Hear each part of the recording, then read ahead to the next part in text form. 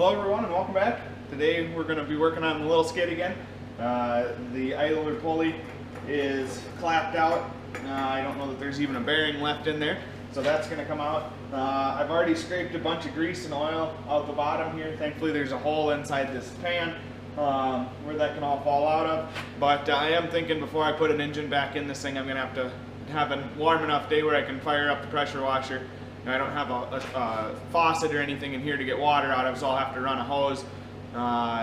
So hopefully we got a warm enough day where it's just above freezing that I can do that without hurting anything.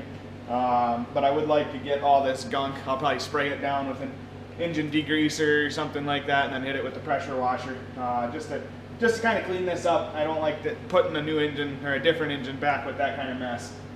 So that'll be coming. Like I said, we're going to be getting that pulley off. And then we're going to turn on to the engine and see what we can do to make this engine run. Alright, so this was obviously a problem. I don't know how well you guys can see that on camera. But there is actually balls missing out of the pulley bearing here. So that's going to have to be replaced as well. Not sure if this one was ever designed to hold up to the kind of load and speed that this machine is capable of, so we'll have to see if we can find something better. But there's a lot of other things that need to be done with that tensioning system. There's places where bolts were double nutted to keep them loose but not fall out, and there's some issues with some of that kind of stuff too. So we're gonna have to pay some attention to the tensioning system as well. So that's the way it's gonna go, I guess. I was pulling on the motor to make sure it was turning over nice and free, and about the fourth time I pulled on it, the rope busted off. I'm not going to fix that because if this engine works for what I need it to, this is all coming off anyways, and we're going to have to get a stub shaft for it that bolts onto the flywheel and sticks out the front to run the other hydraulic function. So there's no point in putting any work into this recoil. It's just unfortunate because that means that in order to see if this engine is going to run now, I will have to find out how to get the starter hooked up, and we'll have to either run power directly to the starter, or we'll have to grab a solenoid or something and run it off the solenoid. Unless I get creative and decide to try and fix the rope, but I just don't know if it's worth screwing with it. So I'm going to keep going here.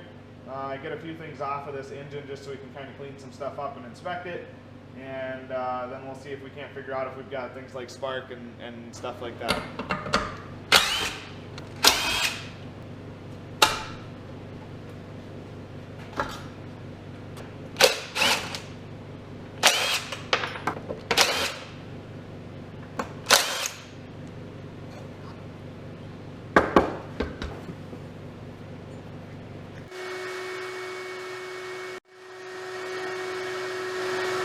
Okay, so what I'm doing right now is taking the fuel pump off of here.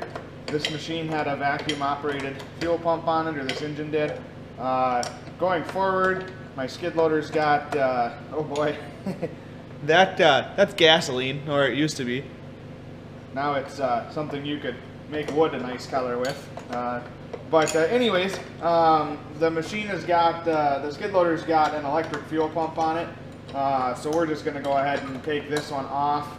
I'm sure it needs to be rebuilt anyways with what's coming out of the end of that tube. I'm sure it is not pretty. And actually, that now that I think about it, that might be engine oil because that's coming out of the vacuum side of it. So theoretically, that should actually be coming from the valve cover area, which would in turn make that engine oil, assuming the diaphragm inside of this fuel pump isn't shot. But just by looking at the corrosion and stuff like that that's inside of these ports, there's no this thing would have to be pulled apart and rebuilt at the very least if we were going to use it.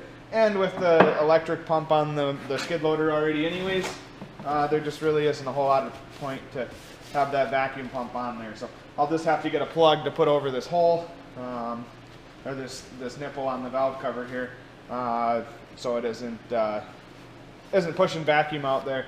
But yeah, that'll give us a little bit more space for stuff too.